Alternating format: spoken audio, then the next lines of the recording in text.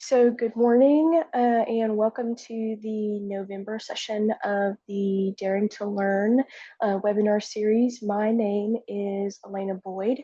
I am an extension specialist with UT Extension in a department known as the Center for Profitable Agriculture. If this is your first time joining us on Daring to Learn, welcome. We've had quite a few new folks register over the last couple of weeks. It looks like we've got some new names in our audience list today. So welcome to you all. Just some brief information about Daring to Learn before we get started. This is a monthly webinar series that the center puts out always on the second Tuesday of every month. So same time each time. Sessions run for about an hour and our topics rotate from month to month.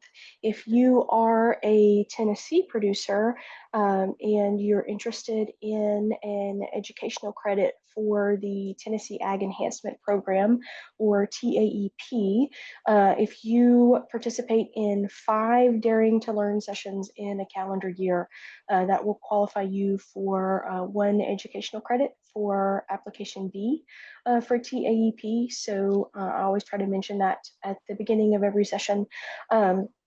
Also, some other kind of housekeeping things just as we kick off this morning. If this is your first time on a Zoom webinar, you may notice your camera and your microphone is turned off. So that is just kind of a automatic webinar thing, but there will be opportunity for you guys to ask questions as we move through today if you have any for me.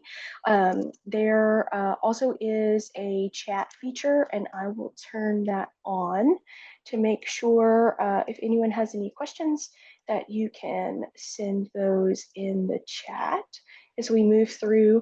There are a couple of other ways to kind of grab my attention or the speaker's attention throughout the recording. You should be able to see like a Q&A feature. There's like a raise your hand feature as well. So a couple different ways if you guys have questions as we move through to kind of share those with us. And I'll also hold time at the end of the session to share any questions that you guys may have and talk about a few things a little bit more in depth. One other thing that I mentioned or would like to mention before we get started, there will be an evaluation form at the end of this presentation. So there's a QR code to scan as well as a link, and that will take you to the evaluation form for Daring to Learn. And that not only gives you an opportunity to share feedback about this particular session, but also about Daring to Learn in general. If you maybe have watched a couple sessions and have any suggestions or ideas, that would be the place to drop that. And for our Tennessee producers who are looking for a way to count towards that TAEP credit, that evaluation form is how we count your attendance for these sessions. So be on the lookout for that at the end. But our session today is called Simplifying Social Media Tactics, and I will be the one kind of walking you guys through some of this social media and digital marketing information today. So we will kind of kick off and go ahead and get started.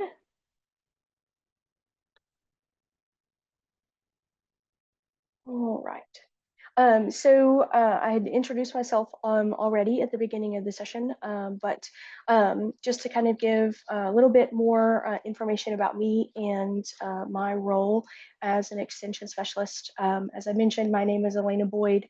I am an extension specialist in value-added enterprise management and marketing with the Center for Profitable Agriculture. CPA is a department in UT Extension that shares a formal partnership between the University of Tennessee and the Tennessee Farm Bureau. So if you have participated in Daring to Learn sessions before or been to other CPA programming, you may see our extension logo as well as the Farm Bureau logo on those pieces of information. My background is mostly in communication and information. So as an extension specialist, I am fairly newer to this specialist role. I transitioned to this position in July of this year. Before that, I was an extension assistant with CPA since the beginning of 2023. And do a lot of work in value-added dairy, but also in digital marketing and wholesale and retail, general marketing information, that sort of space. So that's just a little bit about me and kind of a disclaimer as we kick off today and get started. This presentation is strictly for informational purposes only. So any specific programs or platforms or that sort of thing that I might mention in this presentation is strictly for educational purposes and is not an endorsement from CPA or its staff. And really briefly, we'll touch on some session objectives. So I want to introduce you guys to the idea of a social media strategy roadmap and talk a little bit about some tactics for making effective social media content, and then also talk about the importance of implementing those social media strategies tailored to your target audience. And just a brief overview. So we will introduce social media strategy, which I mentioned, talk really specifically about some strategy versus tactics. And then towards the end of the session, I'll share with you guys some actionable strategy for social media that I think will be really helpful for you as you move forward. All right. So kind of to kick us off here, I want to take some time to define social media strategy with you. And I have done this presentation before in in-person workshops.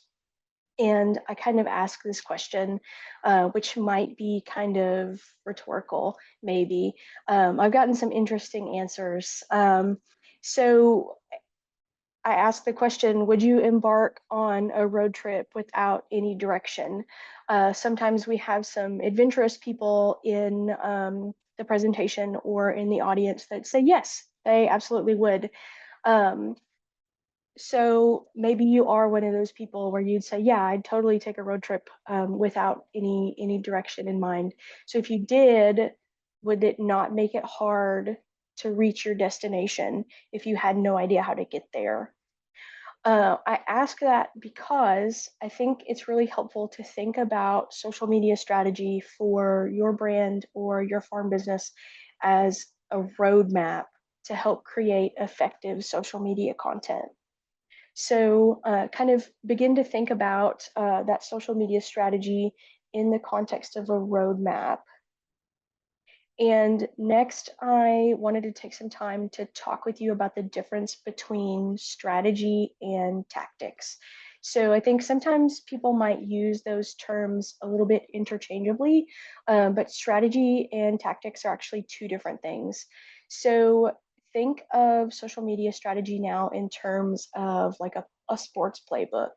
That social media strategy is going to be your farm business's playbook for social media, where your tactics would be all of the specific plays that your farm business would implement to be successful on social media. So the tactics are all of those actionable steps or plays in the playbook of your social media strategy.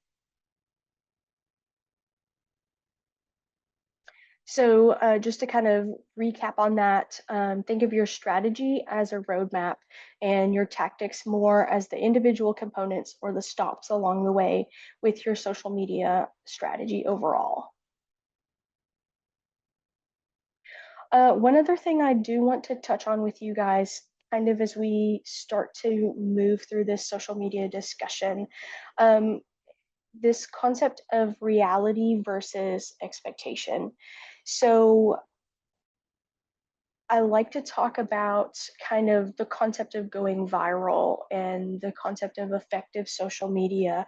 And I would really encourage you to kind of approach social media strategy with a little bit of realism because the likelihood of going viral is pretty slim. But also, going viral is not always the absolute best thing that could happen for you. Um, Going viral is also not sustainable. So I want you kind of as we move through this presentation to keep in the back of your mind, you can have really effective social media content that hits your target audience every time and it not be viral. And there's nothing wrong with that.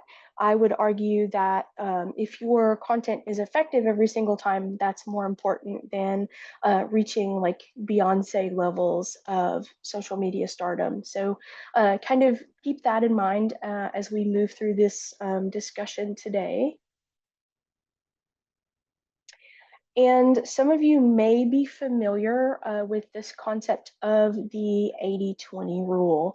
So when we talk about social media content and kind of a breakdown of, um, just how much of my content should be promotional versus engaging for my audience, really it's suggested that 80% of the material that you put out on social media or your social media content should focus on engaging your audience, where only 20% of that social media content should be directly promotional.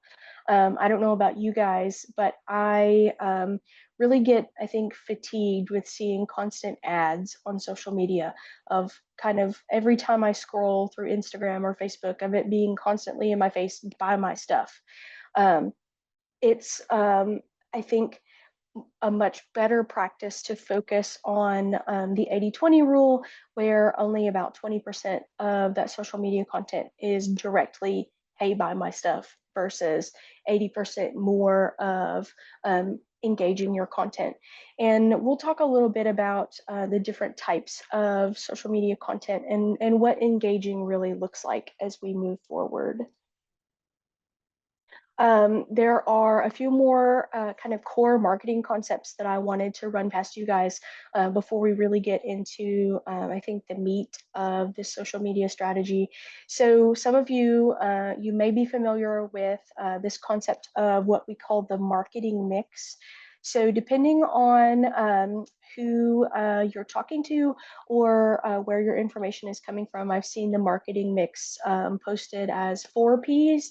I use 7 Ps in this presentation just because I feel like this 7 Ps marketing mix covers a little bit more than the traditional 4 Ps of just product, price, place, and promotion. So this concept of the marketing mix has to do with all the different aspects of your marketing strategy and the ways that you're going to try to market your farm business or your services or whatever it is that you're trying to get in front of folks. So we have that traditional marketing mix that we talked about with social media content there, or with digital marketing. There's also what we call the digital marketing mix. So this consists of owned, earned, and paid media. So earned media is going to be any type of word of mouth, mention, shares on Facebook, reviews from customers, promotional or kind of mentions from customers that you have to earn, basically. Where your owned kind of media is going to be your Facebook, Instagram, your website. If you have a blog, of course, we don't own Facebook and Instagram, but you have ownership over those individual pages. So that counts as your owned media. And then paid media is going to be anything like your paid social media ads. Maybe you've paid to boost a post on Facebook, or you've paid for some TikTok advertising. Any type of display ads also falls into that paid media realm. So that's the digital marketing mix. And then one other kind of core marketing um, aspect that we talk about with social media and digital marketing is this concept of organic versus paid content. So, organic social media or organic social content is really, I think, going to be king for your social media marketing efforts. Um, just to kind of explain it simply, organic social media interaction is anything that you don't have to pay for. Someone has found your social media content on their own, whether searching through Instagram or they use your hashtag or they find a post that you've tagged with a location. Versus paid social media content would be those paid ads that we talked about with Facebook or with TikTok. Maybe you boost a post. Any type of engagement or interaction with that social media content that you have to pay for can't be considered organic. So organic social media engagement just happens naturally. And social media marketers would rank organic, obviously, as the most valuable for their methods. If say you have a post that does go viral, I'm not familiar with anyone that's paid for um, any type of viral post that's truly viral in the sense of like they've become a TikTok sensation or something like that. Um, Viral content, all those views typically happen organically, spread through, word of mouth or some other sort of memes or online culture, things like that. So organic social media engagement is what you want to shoot for. And I know I mentioned viral engagement can fall into that organic category, but you can have really successful organic social media interactions without having to pay for it. And even though that audience might be small, there's nothing wrong with that if it's your target audience that's engaging with that content. All right. So we've talked about several different kind of marketing fundamentals, different concepts. So now I want to touch with you on what does engaging content look like? And the answer for that is it's different for everybody. What I would consider engaging would be different than what I think maybe anyone else on the call might consider engaging. There's probably going to be some overlap based on, shared interests or demographics, that sort of thing. But for the most part, engaging content is going to look different for every farm business or every brand because what's really going to matter most to your target audience is probably going to be different from another brand or another business. So um, to kind of really work to enhance the likelihood of folks engaging with your social media content, there are a couple of different suggestions that we have for increasing that likelihood. That includes practicing social listening. So we'll talk about social listening a little bit more as we move through, as well as analyzing what's trending, or taking a look at analytics for your social media pages if you have those established already, and really trying to create content for your target audience. I would really encourage you to avoid a one size fits all approach for social media because everyone's target audience is going to be so unique based on their product or their service. That one size fits all approach is likely not going to result in a lot of engagement from folks on social media. So, um, this next slide, I'll kind of touch on it quickly. This is pulled from Sprout Social. They're a really great resource, just kind of showing why consumers follow a brand on social media given their primary reasons.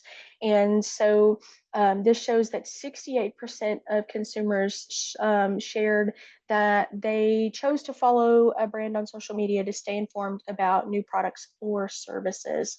Um, And look down here, um, the access to exclusive deals or promotions comes in before the fact that they find the content they post to be enjoyable or entertaining.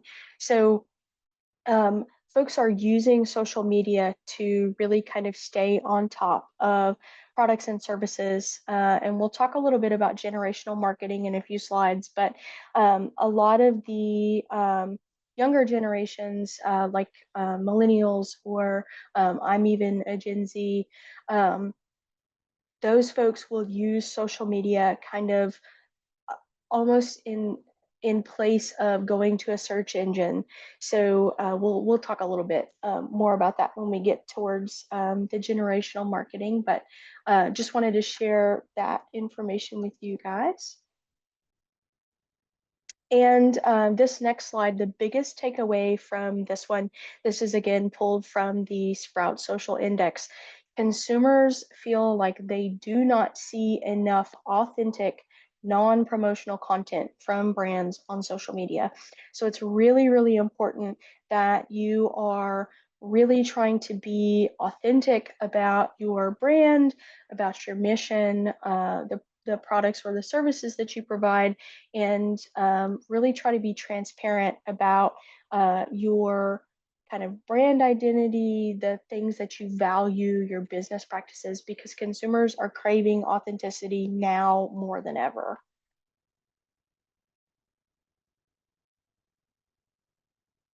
Let's see. There we go. Okay.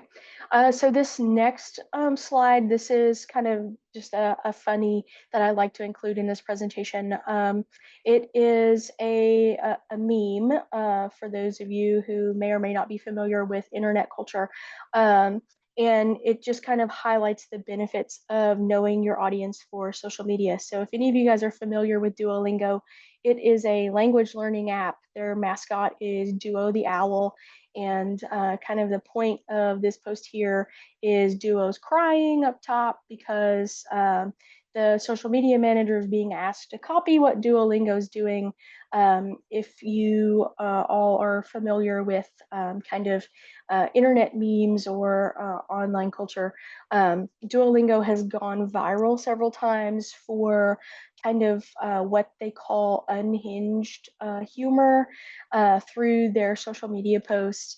And in this bottom half of the little comic, Duo is happy because instead of trying to copy Duolingo, you would make content that's true to your own brand, and that would turn out much better for you because it won't work for everyone to kind of copy some of the things that Duolingo has done on social media, just because the likelihood of it resonating with your target audience is slim. Um, so that's kind of just a little funny I like to include in this presentation. All right. And I did mention that we would talk about marketing to the different generations.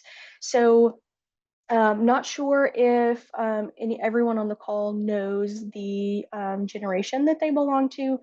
Depending on where you are pulling your generational data from, some of the years may be a little bit different. I've seen some folks say, Gen Z's age range is different, but I use this graphic from eDigital to kind of highlight the different generations. So the biggest takeaway with marketing for the different generations is kind of remembering that based on these generational kind of demographics, different consumers in different generations tend to use different social media platforms. They tend to value different things. They tend to kind of approach kind of consumer choices and preferences differently. So I would encourage you to kind of keep that in mind as we move through.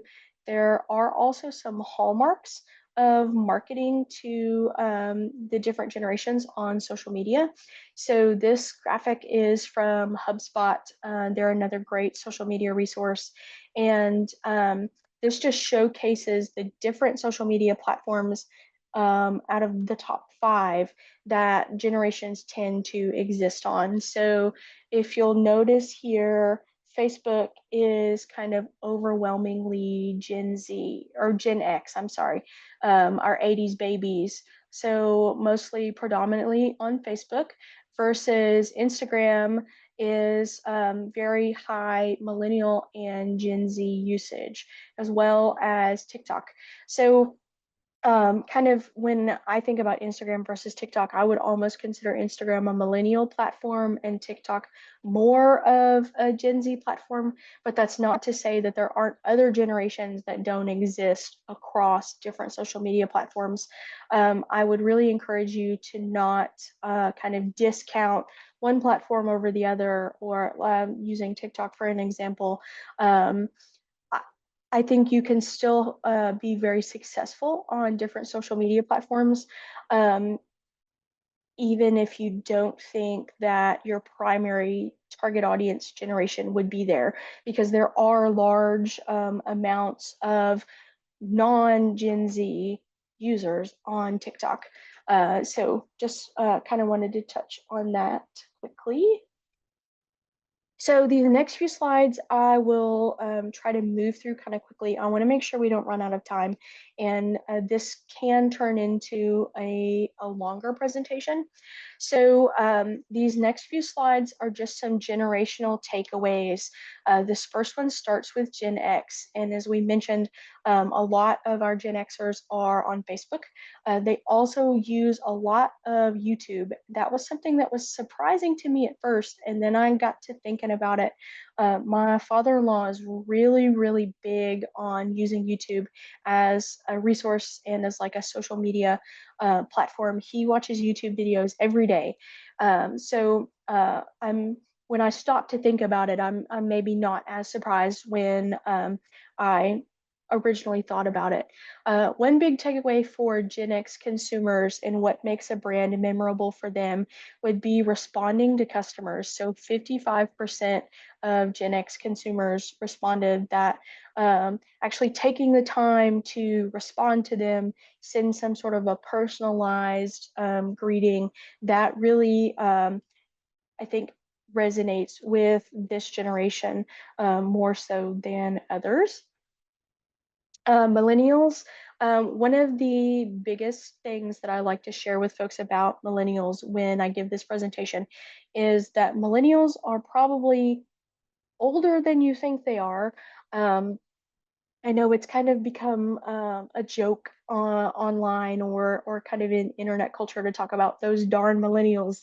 Um, they are actually older than you think. So the age range for millennials actually cut off in 1996. So they are kind of, into their 30s and older, but they are still kind of at the forefront, I think, of the younger folks on social media. 40% of millennial consumers are more likely to prefer original content for brands. And I mentioned about millennials and Instagram specifically using social media to research brands, products, and services. So that's become really big, especially for this generation. When they're searching for a new product, they're going to run to Instagram and try to look at what other folks have to say about a product or a service. And Gen Z. So these folks are kind of, I believe it's runs from like 1997 to 2010. So from our very, very end of the 90s babies onwards, these Gen Z folks are now entering into the workforce and kind of still in their 20s-ish, but they're mostly now, I think, adult folks, working folks, and um, they one of the hallmarks of Gen Z is kind of a distrust in AI, especially generative AI and ChatGPT. And that may surprise some of you, but this report from Sprout Social said that 46% of the Gen Z consumers that they interviewed were apprehensive about companies using AI in social media interactions. I know I can attest to this. I think as a Gen Z consumer, I am really turned off by AI usage on in social media, in kind of the workplace in general. I think it really ties back to that need for authenticity that consumers are really craving, and kind of as a hallmark for Gen Z in general. Um, Very, I think, distrustful of artificial intelligence. But Sprout Social also reports that Gen Z has growing trust in influencers and content creators. So we have another Daring to Learn session that goes a little bit more in depth in social media influencers. We won't talk very heavy about that today, but if you guys are interested, you can look back on our YouTube channel for more on that. So now we'll start to get into a little bit more tacticy type things off from the generational marketing. Now I want to touch on this concept of social storytelling with you guys. So social storytelling is a really great way for you to um, take your social media content and kind of make it a little bit more engaging, find ways to literally just tell a story through the content that you're putting out. So, social storytelling can enhance your social media presence, and ways to be able to do that for your farm business or for your brand. You can really think about developing a story arc. Lean into visual elements, so photos or videos to help you tell that story, and really think about the emotional response that you want to get out of your audience from the content that you're posting. And I have some really neat examples of social storytelling that we'll go through.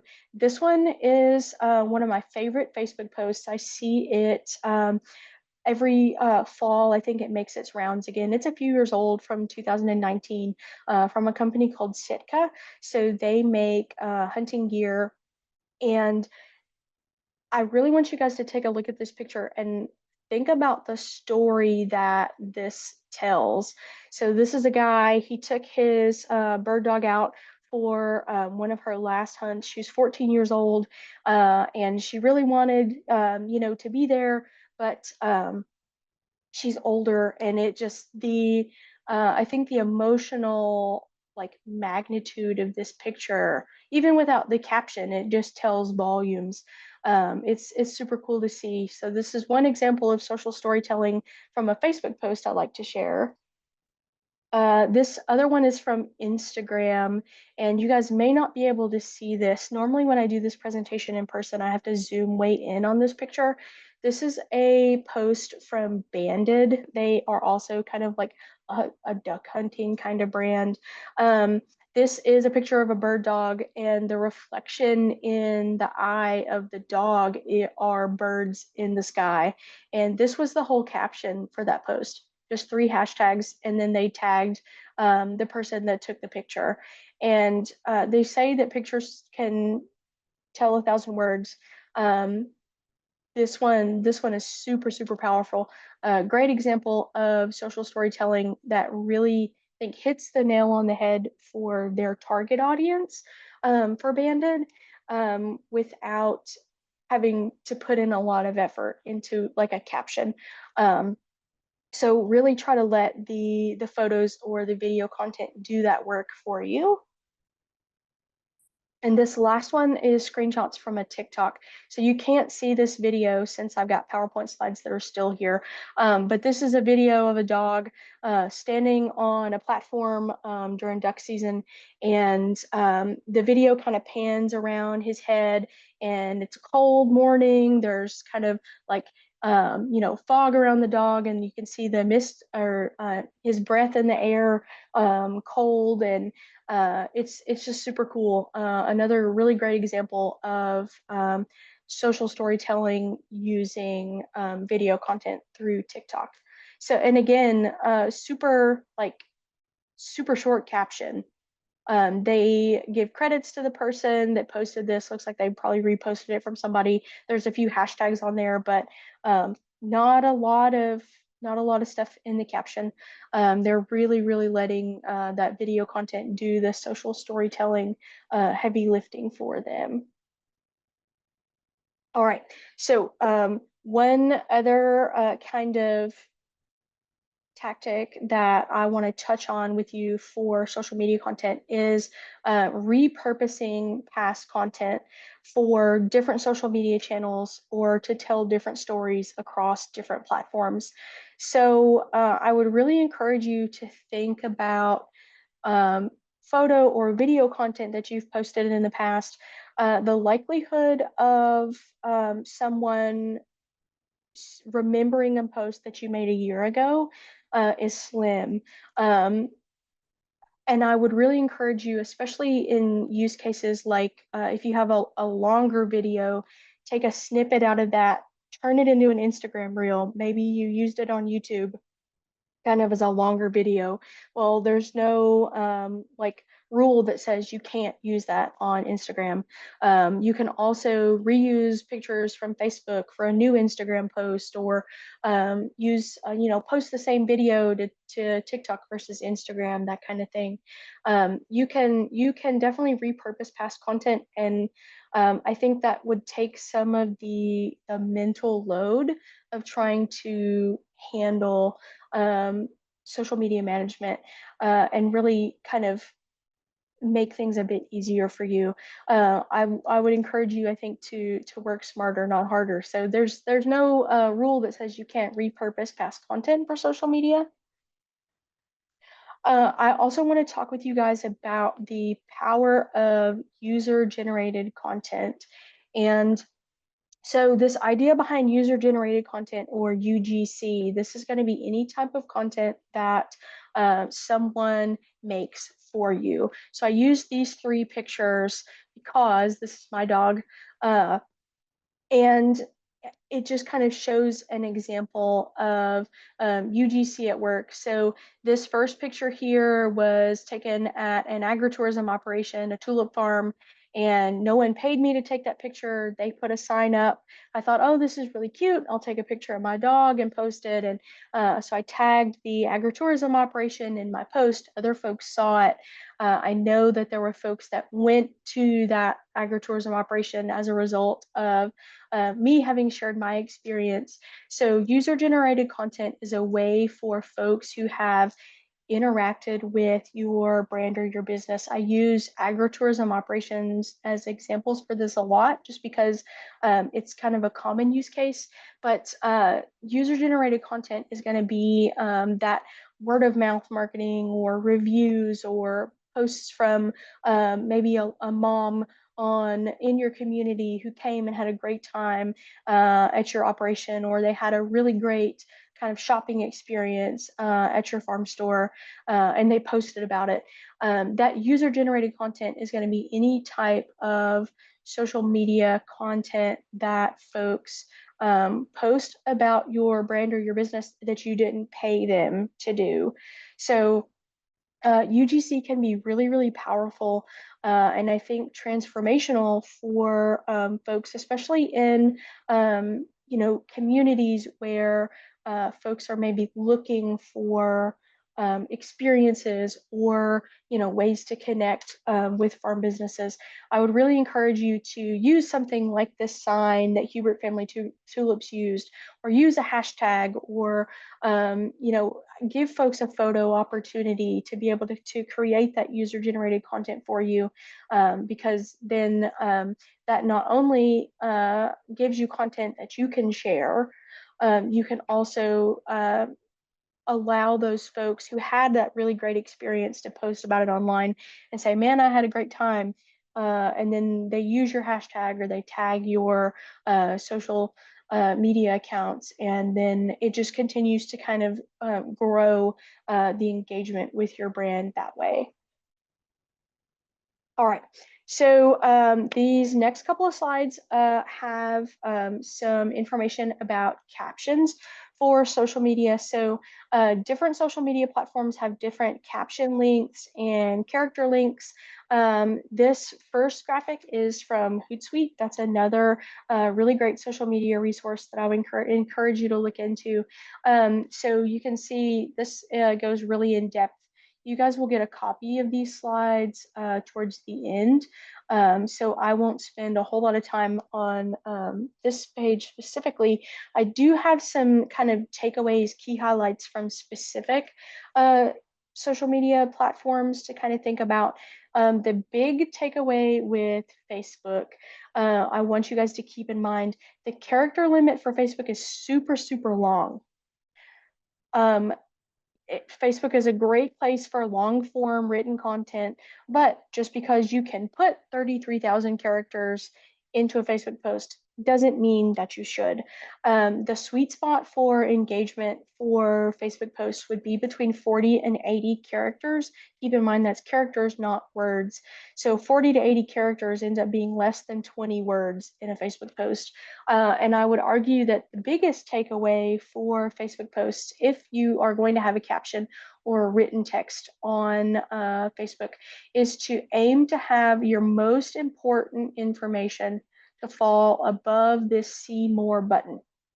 That's the big thing because as folks are scrolling through Facebook, um, if you don't have the most pertinent information up there at the top and you don't catch their attention, they're very likely to just scroll right by it and miss whatever you wanted that key takeaway to be. So always aim to have the most important text fall above that see more button for a Facebook post. Instagram. This is a post from Sprout Social or graphics from Sprout Social. It's not the best in the world. And this can be kind of hard to see, but one thing I wanted to point out to you guys is take with a grain of salt. Uh, you see some of these zero character posts have interactions of 1 million to 10 million plus followers. Um, that's not to say that you can't post something tomorrow with no hashtags and no caption and get 1 million followers, but this is probably like Beyonce or Taylor Swift or something. One of those really, really big celebrities on social media. So the big takeaway is to just hit between that 1 to 50 characters for Instagram. Keep things kind of short and sweet for that platform. All right. So social media copy best practices. When I talk about social media copy, this is again just talking about the caption or the written content that's going to go along with your social media posts. So you have captions for Facebook, Instagram, TikTok, LinkedIn, Pinterest, um, not necessarily on Snapchat, but we're not really going into that one. For I think the big social media platforms, things to keep in mind, best practices for your social media copy. I would really encourage you to create a branded hashtag for your farm business or for your brand. Um, Mostly just because they're fun to use. It really encourages folks to engage with your brand a little deeper. I know me personally, I love using hashtags, especially when they're fun to use. But I would encourage you to use hashtags that are relevant to your target audience, relevant to your specific focus area. Um, Definitely don't, use every hashtag you can think of on a post because it's not really sustainable. And for some folks, for some social media users, that can even kind of be sort of a turn off for them. One other kind of best practice to consider would be to use your location in your posts. So you can tag locations like in Facebook and Instagram, but I would also encourage you to use a hashtag for that location. I know in my community in Lawrence County, we use hashtag LawCo for a lot of things. So really try to lean into using hashtags around your locations and also practice what's called Pascal case for hashtags. So this is when you capitalize the first letter of each word in a hashtag. That really just enhances the visibility and accessibility for your social media copy. And some hashtag and social media copy mistakes to avoid. So I would encourage you not to use all lowercase, even though it might look aesthetically pleasing for some folks. It can be harder to read. I would also discourage you from using too many hashtags at one time. Like I said, just because you can use 500 hashtags, that's an exaggeration. I know some platforms have hashtag limits, but just because you can doesn't mean you should. And I would encourage you to avoid using hashtags that are too difficult to remember. I know I have misspelled hashtags before, and it can be hard to spell longer words. So try to use hashtags um, that are shorter and a little bit easier for folks to remember if you encourage them to use those. And we've talked a little bit about social media copy and hashtags already, but just to quickly kind of touch on what hashtags are, if you're not familiar with those, hashtag is any word or symbol typed after the pound symbol in a social media post.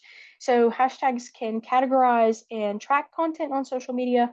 You can put them in the caption of your posts. You can put them in your bio if you're familiar with Instagram at all or TikTok, you can put hashtags in those bios. And then when folks go to that Instagram account, they can click on that hashtag. You can also put hashtags in comments. Um, so I would encourage you to consider those. And I touched on this a little bit already, but hashtags encourage certain consumer behaviors on social media platforms. They also really work to give context and increase the brand visibility for your farm business or your brand. They're also fun to use. A hashtag is fun to say, they're fun to use. Um, and I would really encourage you to create one that makes sense for your brand or your business. Because I think if you give folks an opportunity to use those, especially if it's a fun one, then they would. And this post is from Sprout Social. So this screenshot's actually about a year old. This came out from this Sprout Social Index last year, but hashtags are still very relevant in 2025, even though I know there have been changes to hashtags with different social media platforms in kind of recent months. I know Instagram used to have a feature where you could follow specific hashtags. They have done away with that now. But I would still argue that hashtags are still very relevant in 2025 and relevant going into 2026. So definitely continue to consider using those and kind of leveraging hashtags in your social media strategy. And let's see, we have touched on this already when we talked a little bit about social media copy. So really quickly, I wanted to share this with you, ways to identify hashtags for your specific content area or your niche. Keyword Tool is one really neat free website that I have used in the past. This is a way to find hashtags based on specific keywords. I would encourage you to look into this and kind of keep this in your social media tool belt as you move forward. Hootsuite also has a hashtag generator. So Hootsuite is they offer a couple different services. They have an educational kind of blog of resources for social media marketing, but they are also a social media management platform. So you can manage all of your social media accounts from within Hootsuite, and when you post to one, it will let you post to all of them. So they have a hashtag generator. Um, that you can take advantage of. I would encourage you to look into Hootsuite if you're not familiar with them already, but that's one other tool to know. And then Google search trends. Google Trends is one of my favorite websites. Again, completely free, as a lot of the Google kind of social media marketing websites are. So Google Trends can help you find what's trending in specific areas. You can see what's trending like at a specific time frame. It's really cool. When I took this screenshot, there was some football stuff happening, but would really encourage you to lean into this tool and kind of keep this one in your tool belt as well.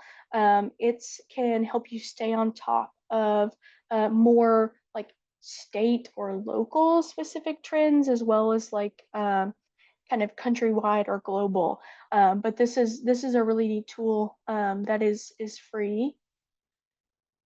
And so we will also briefly touch on knowing when to post and the best times to post for social media.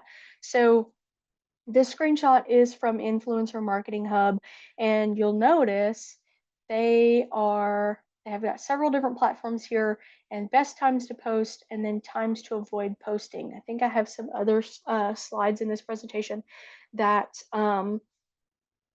will have kind of some conflicting or contradictory times. So kind of again, keep in mind the best time to post is going to depend on your specific target audience, as well as the specific platform that you're looking at. One of the cool things with Meta Business Suite, and Meta is the company that owns Facebook and Instagram. If you have a business Facebook page and a business Instagram page and you're using Meta Business Suite, it will look at all your followers and when they are most active on social media and kind of give you um, insight on when to post.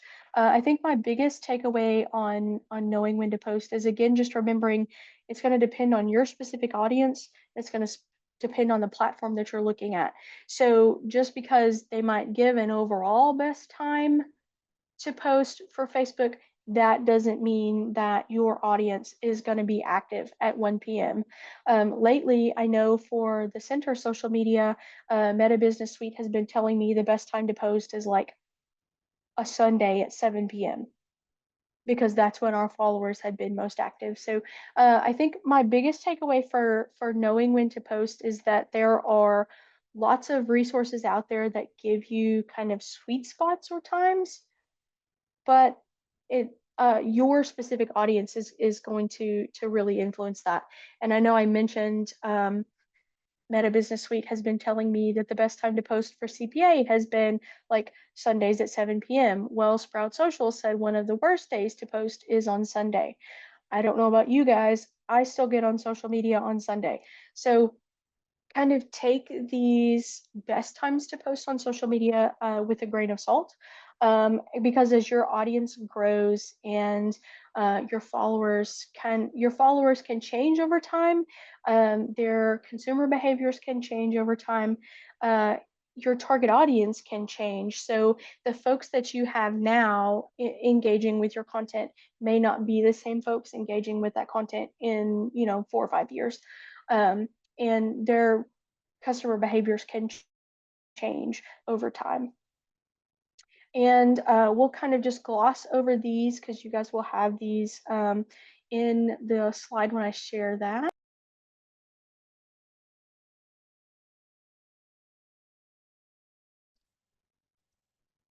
Excuse me, guys. I am so sorry. So this is just an pulled from Sprout Social, some suggestions for best times to post on Facebook. Also have some best times to post on Instagram. So, kind of as we start to wrap up here, and I'll continue to give time for questions if you guys have any. Kind of my final thoughts on social media strategy that I want to share with you all is to just keep in mind that social media strategy is both an art and a science. I'm a very big proponent of that fact. So there are a lot of things that analytics and data can help us get really, really precise with, like the generational marketing. And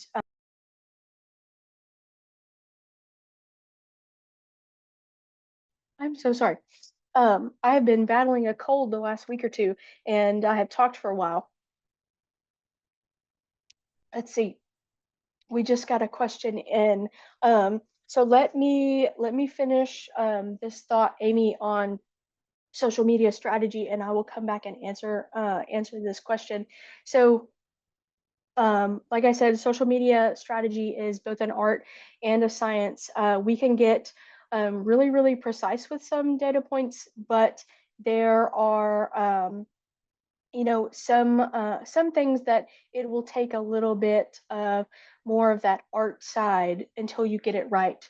Um, I would encourage you not to be afraid to kind of experiment with what works best for your farm business or for your brand. It can take, I think, some trial and error. You may try one specific social media platform or one style of posting and it not work. And so I would encourage you to kind of fine tune things as you move through and really try to keep that target audience in mind. So we did get a question, and I'll go ahead and touch on this. Amy asks, how often should I post on social media as a farm business, even if I take winters off? So that's a great question.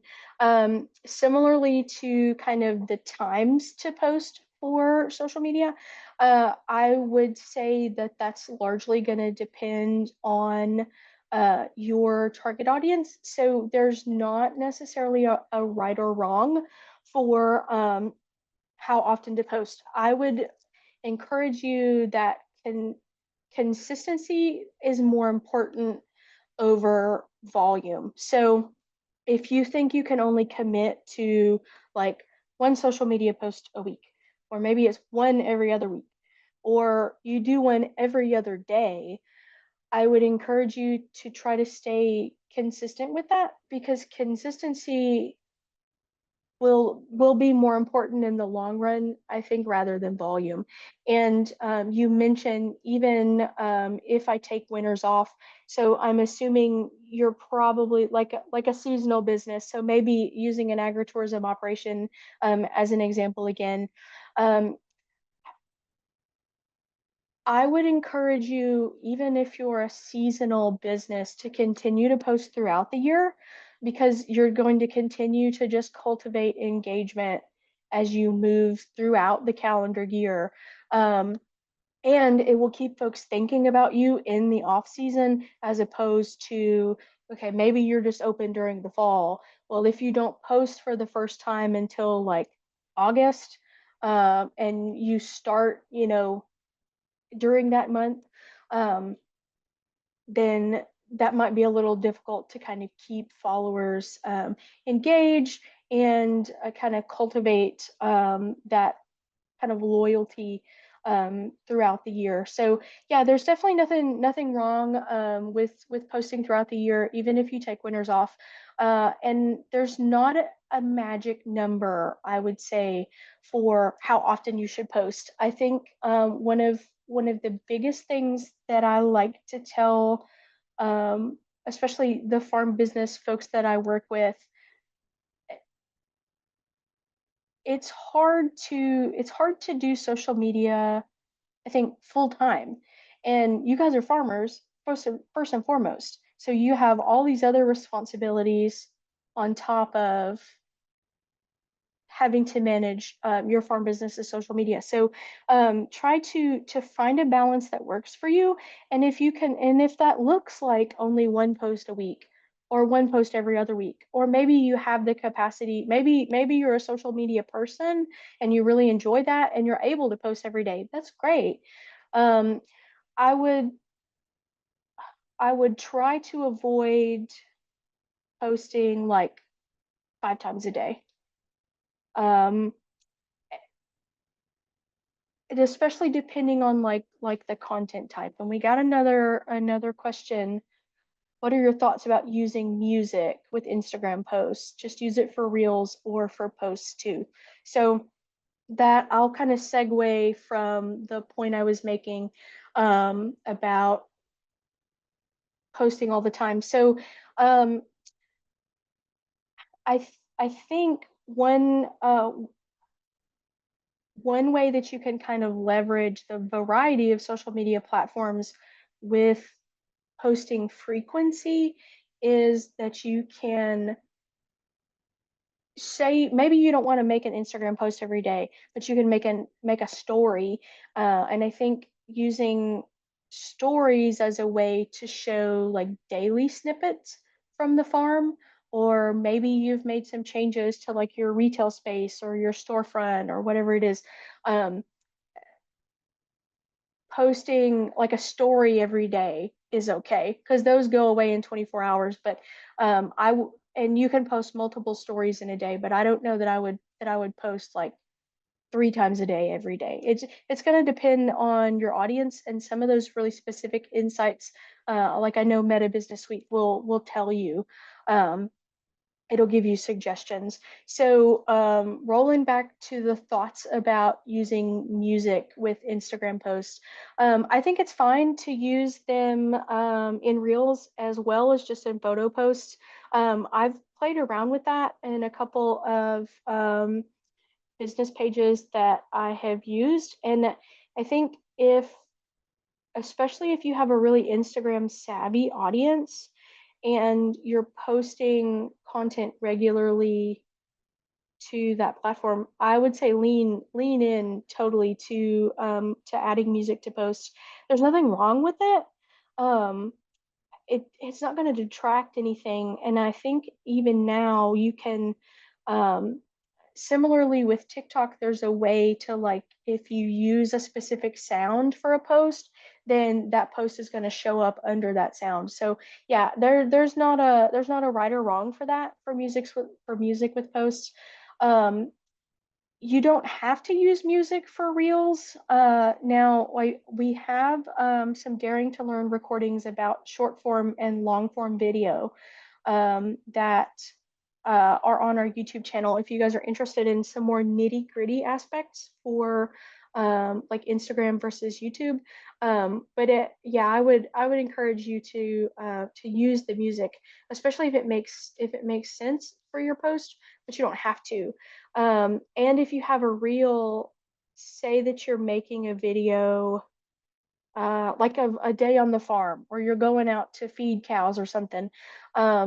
If you're talking and explaining something in that post, then I maybe wouldn't want to use music. Or depending on how super like in depth into the editing you want to get. I know some people are really Instagram savvy and they can, clip and um, have talk for part of the video and then have music for part of the video. So that's just going to depend on your comfort level. There's not a right or wrong for that. But hopefully that answered those two questions. Um, about posts. And I had a few more. I want to make sure I get through these. Just some social media resources I mentioned already. We talked about Sprout Social, but I have this in a slide for you guys. HubSpot Academy is another really neat resource. HubSpot's free. They have different informational videos, courses that you can go through for professional development to learn more about social media marketing, that sort of thing. Um, if you're interested in this at all, I would encourage you to look at HubSpot Academy. HubSpot also has a blog that's free, very similar to the Sprout Social educational blog. They have lots of really neat social media marketing resources I would encourage you to look into. Hootsuite also is one that I mentioned a few times, but definitely recommend you guys looking into their educational resources. I've never used the Hootsuite platform for social media management. I've always done that like specifically through the social media platform. So I can't speak to Hootsuite as a social media management tool, but as an educational resource, Hootsuite is top notch. And this is my contact information if you guys need this. If you have any more specific questions about social media marketing or digital marketing in general, please feel free to reach out to me. I love having these conversations with folks. I love being able to kind of sit down and look at your social media and kind of talk about, okay, this is what you're doing. Let's consider this. Or so if you guys need help with any of these things at all, feel free to reach out to me. My email address is on there as well as my direct line. Um, you can stay connected with CPA. I've got a couple of our links up here. So our website is cpa.tennessee.edu. We have lots of educational resources on that site. Our Facebook handle is on there as well as our Instagram handle. And then the CPA's YouTube channel is this username here. And in the follow-up emails for Daring to Learn, I always include a link to the YouTube recording. So when I send that out, you guys will get the YouTube recording as well as the PowerPoint slides from today. And here is that evaluation form that I promised you guys. So this kind of takes us to the end of our discussion for today. If you guys have any more questions at all, feel free to ask those, or if it's easier to send them in an email, feel free to do that as well. But I'll kind of open up the floor now for questions if you guys have any. I have a few more minutes to hang around and take those. Otherwise, you guys are free to go. And our next session in December will feature folks from the Kentucky Center for Ag and Rural Development talking about some dairy business evaluations. So thank you guys for participating today, and thank you for the awesome questions. I'll hang out for a few minutes just to see if you guys have any more. Um, but otherwise, if you don't have questions, you're free to go.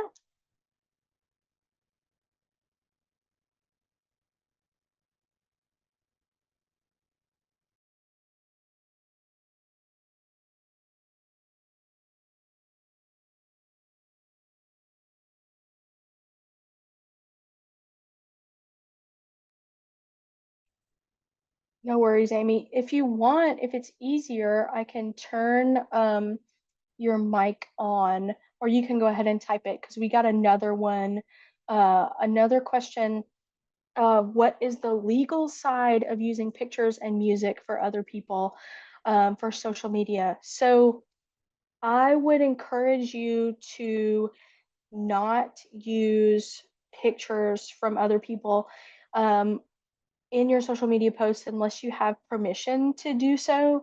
Um, I know um, copyright can get a little difficult and it can be confusing to navigate. So from like a legal standpoint, I would encourage you to, uh, if you are looking for stock images, there are ways to get royalty-free stock images that you're free to use. I know Adobe Stock is one way to get um, royalty-free images. You may have to pay for an Adobe subscription. Um, that would just depend. And then there are a couple of other like royalty-free sites that you could use. I would always encourage folks though to use their own images whenever you can. You don't have to have a fancy camera or like a super expensive setup to take really nice pictures. If you have an iPhone, I think you can take very high quality social media images straight from that iPhone. As far as music from other people, so for platforms like Facebook and Instagram, I would suggest adding music to posts for Instagram and TikTok from that platform rather than using the example of like making a video, having music that you add during the video editing. Because if you add music to a post in TikTok or Instagram, then that music already has permission, like to be on the platform and to be added to that post while you're creating it. Whereas if you add a song, that you downloaded from somewhere to a post, um, a lot of times, I know YouTube now like checks to see if there's copyrighted material in what you're uploading. I think some of the other social media platforms do that as well, and Facebook has removed posts before. I use this example. I bought my brother a lightsaber from the Disney store and posted a picture of him with it for his birthday because he's a huge Star Wars fan. Um, Facebook took my post down for copyright infringement, and it was a picture of my brother holding a lightsaber. And I think I used lightsaber in the post. And Disney, especially, is very, very big on like copyright infringement. So the social media platforms are like monitoring for that, and that was removed from Facebook. So that's not a super great answer for the legal side of using pictures and music from other people. I would always encourage you to use your own audio and your own pictures whenever you can. And then when you're in the process of like creating a post for TikTok or Instagram, and you can add music in like in the in-app editing process, I would do that then as opposed to trying to add it like that you downloaded yourself. It just protects you at the end of the day. So because unless you have like explicit written permission to use pictures or video content from other people, then you run the risk of your post getting taken down. And if you get in Facebook jail too many times, they can even disable your business account. So one other question that asked, do you know if it's effective to create events on Facebook? Does that actually work for agritourism? I'm a huge fan of Facebook events. I would say go for it. Make events, especially if I know I'm from Lawrence County in Tennessee, and we are a kind of a smaller community, but we have lots of community pages on Facebook, and we create Facebook events. When I say we, I mean like folks in my community will create Facebook events all the time for things that are happening in the area, and then they get put in community events. Or maybe there's a mom group. I know the center is in Columbia. There's like a Columbia moms group, and things get shared in there a lot. So I think it's effective to create events on Facebook because that's another way to get word out to folks. Especially now, with more and more folks, I think like working from home, and communities are changing, and the ways that people are getting information is changing. Yeah, I think creating Facebook events does work for agritourism. I don't know that I would rely on the Facebook event solely as like a way to ticket for an event. Um, Now, if you have like ticketing questions for agritourism, I can put you in touch with the extension specialist at our office that handles agritourism. There are some like agritourism specific ticketing options, but I do know for Facebook events there is a way to link where folks would register for your event. So if you have like a sign up form to RSVP for something, you can put the link to that in the Facebook event rather than relying on the Facebook event to get a head count. And one other question that we have on here, is it okay for Instagram posts to use 10 photos and write, say, 3 paragraphs, or is simple and sweet better? Um, I would say with Instagram, the number of photos is fine. People really enjoy swiping through the carousel of pictures on Instagram. I know Instagram has changed their sizing a bit, so you have to be kind of particular with the way the images are sized for Instagram. Otherwise, you might like cut part of the picture off and not mean to.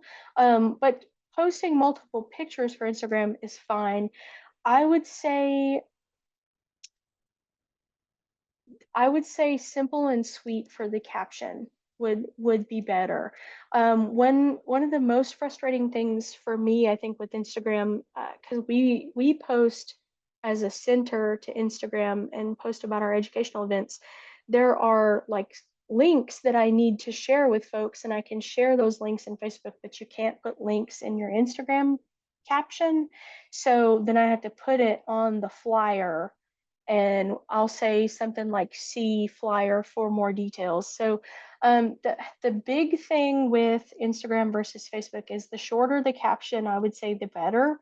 Um, it's same thing with like the see more button that I mentioned with Facebook earlier. There's going to be a certain point on Instagram, much shorter than on Facebook, but a certain point on Instagram where the words will get lost and you have to hit the see more button. So I would encourage you, I think, to have a shorter caption when possible. Um, and I know you mentioned that you needed help with figuring out how to improve engagement with your posts. Again, even if you're only getting like 100 or 200 views on a post, if that's your target audience, I would argue that it doesn't matter if it's 10 people that is engaging with your post if it's your target audience. And I think sometimes we can get disheartened and disillusioned with this concept of like, oh man, I gotta have like 500 likes or something to have a great post. You don't have to.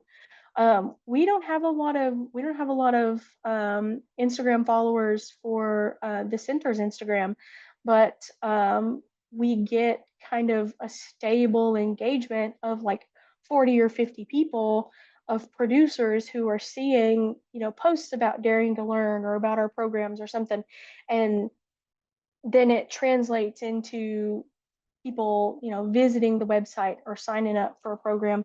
So I know that's not a super great answer, and I know there's not a magic. I've talked about there not being a magic number for engagement, but um, you may just have to play around with your posts and with like the length for your captions or even the hashtags that you use to see how that works. One other thing that I want to mention as we wrap up, I think this is really important. Um, if you aren't linking your social media profiles back to your farm business's website, or to any other online presence that you have, um, just because you have a website out there, it doesn't mean that folks would find it. So I would really encourage you to connect all of your online presences together in some way. So there are ways to link your website on your social media profiles, as well as put your social media on your website. I would encourage you to do that because that just continues to help folks find you. Does that make sense? Um, and we can keep talking. I have a few more minutes before I need to hop off. But if you guys have any more questions, feel free to add those. This discussion has been great, guys. Thanks so much.